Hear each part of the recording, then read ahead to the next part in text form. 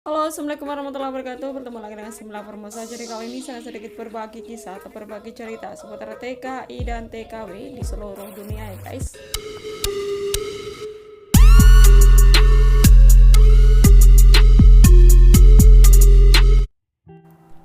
Berita yang pertama adalah datang dari Taiwan. Heboh, seorang TKW Taiwan harus berurusan dengan polisi dan masuk pengadilan hanya karena belanja di all shop. Berita yang kedua adalah KDI akan menindaklanjuti apabila ada agensi yang memungut biaya di luar kewajaran.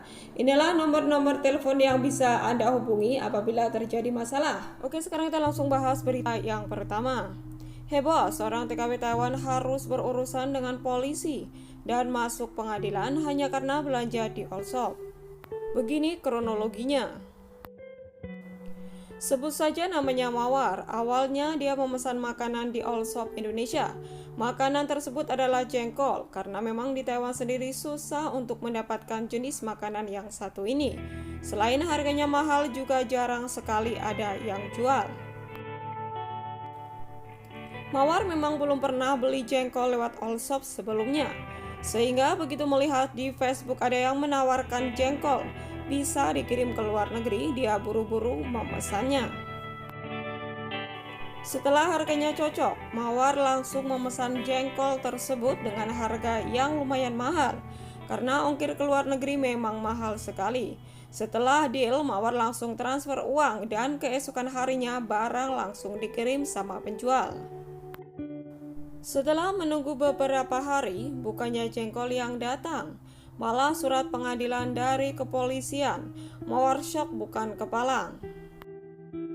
Akhirnya majikan telepon agensi Mawar, minta pendapat dan meminta untuk mendampingi Mawar ke pengadilan. Karena agensi takut akan terjadi lagi ke anak buahnya yang lain, akhirnya setiap anak buahnya diberitahu lewat SMS agar lebih berhati-hati jika belanja makanan lewat all shop. Berikut SMS-nya.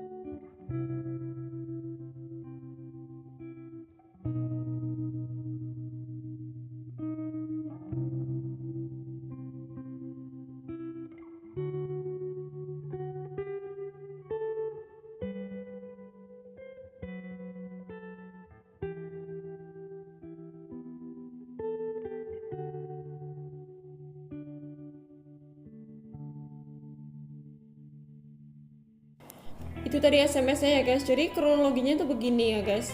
Sebut saja Mawar. Mawar adalah seorang TKW Taiwan yang bekerja di satu majikan yang sangat baik sekali. Bahkan memperbolehkan Mawar itu untuk belanja di online di all shop. Dan majikan juga tidak marah atau tidak melarang kalau misalkan ada barang yang datang ke rumahnya begitu.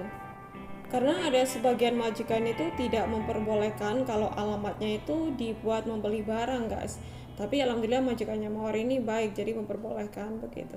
Jadi singkat cerita, Mbak Mawar ini tergoda ya. Jadi tergoda dengan jengkol yang dipajang atau ditawarkan di Facebook. Dan di situ tertulis bahwa bersedia untuk mengirim ke luar negeri.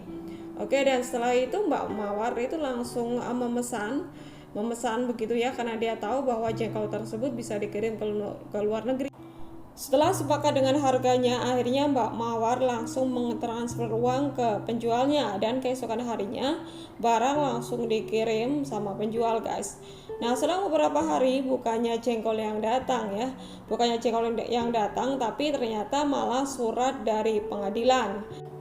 Nah, setelah itu majikan langsung panik ya, dikira dia itu kena kasus apa gitu. Setelah dibaca ternyata dia membeli barang tidak sesuai gitu ya. Kurang tahu tidak sesuainya di sini kenapa, atau mungkin karena melanggar bea cukai atau gimana gitu kan ya.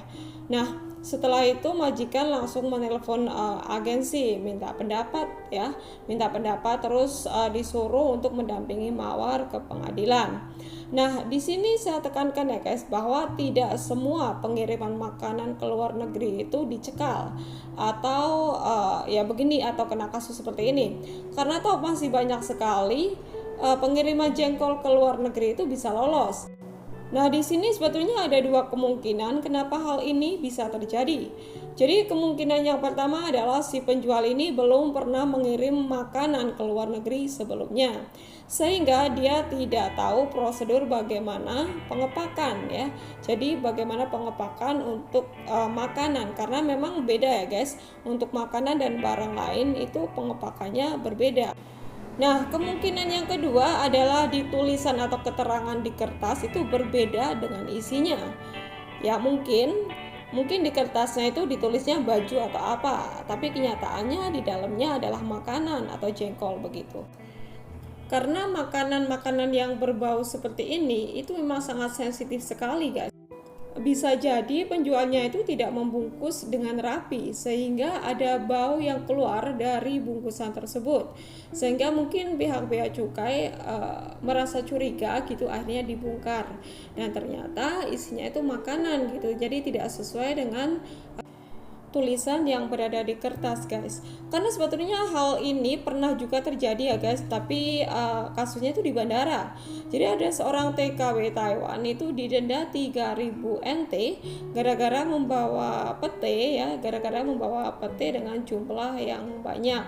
Nah, sebetulnya kalau pete jengkol itu memang makanan yang sangat sensitif sih. Jadi untung-untungan gitu. Kalau misalkan nasibnya lagi baik ya lolos, kalau enggak ya bisa kena bea cukai. Atau bahkan barangnya disita juga harus membayar denda begitu guys. Nah, ini pelajaran bagi teman-teman ya guys, apabila ingin membeli sesuatu itu dipikir dulu atau bisa tanya-tanya dulu gitu ya, siapa sih yang pernah belanja atau siapa sih yang pernah beli makanan dari Indonesia, dan bisa tanya apakah aman atau tidak begitu. Atau mungkin gini, kalau misalkan teman-teman ingin makan jengkol atau pete, sebetulnya di Taiwan sendiri itu banyak sekali all shop yang menawarkan jengkol dan pete guys, walaupun mungkin harganya sedikit mahal ya, tapi kan aman karena tidak melalui bea cukai begitu guys. Bahkan teman saya juga ada yang jual pete dan jengkol kemarin ini.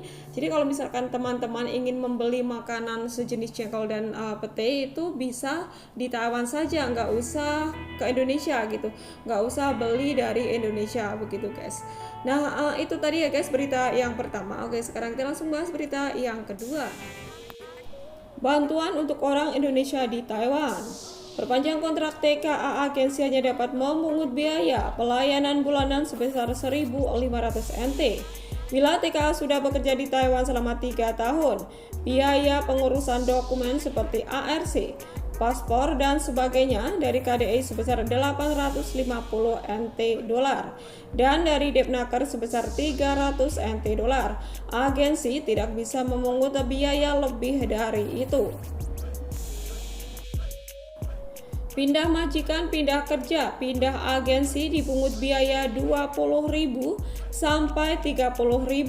KDI Taipei keluarkan peringatan berikut untuk para agensi Taiwan. Apa kalian masih sering dipungut biaya dari agensi yang tidak wajar sampai puluhan ribu NT? Saat ganti majikan atau ganti agensi, berikut adalah pengumuman peringatan. Segera laporkan ke KDI, maka KDI akan menindaklanjuti. Berdasarkan pernyataan dari Depnaker pada April 2017 lalu, bagi TKA yang kontraknya habis atau pindah majikan, agensi tidak boleh memungut biaya lebih selain biaya pelayanan bulanan. KDI selagi mengingatkan agensi Taiwan selama membantu pengurus proses perpanjangan kontrak TKA, agensi hanya dapat memungut biaya pelayanan bulanan yaitu sebesar 1.500 NT dolar. Selama pengurusan dokumen, kami akan mengkonfirmasinya dengan TKA juga. Bila ada agensi yang ketahuan memungut biaya yang tidak sesuai dengan aturan, akan ditindaklanjuti secara hukum. Bagi TKI yang ingin menanyakan aturan biaya yang seharusnya dibayar, bisa menanyakan tempat layanan berikut. Nah, bagi teman-teman yang mengalami masalah atau ada masalah dengan agensi atau majikan gitu ya, apabila dipungut biaya melampaui batas atau tidak wajar, jadi teman-teman bisa langsung telepon ke Depnaker, ya ini nomornya ada di sini. Bisa juga ke pengadilan 1955 atau ke KDI juga bisa. Jadi tidak usah takut ya apabila mungkin ada sesuatu yang tidak beres dengan majikan atau agensi, teman-teman bisa langsung telepon tempat-tempat pengaduan di sini ya guys. Nah, bagikan informasi di atas kepada teman-temanmu supaya banyak TKA tahu hak-hak mereka. Nah, itu tadi ya guys berita dari saya, semoga saja bermanfaat. Jangan lupa like, komen, dan subscribe. Jangan lupa pula share apabila video ini bermanfaat. Jangan lupa pula klik tombol loncengnya agar bisa tahu video-video terbaru dari saya. Terima kasih. Wassalamualaikum warahmatullahi wabarakatuh. Bye bye.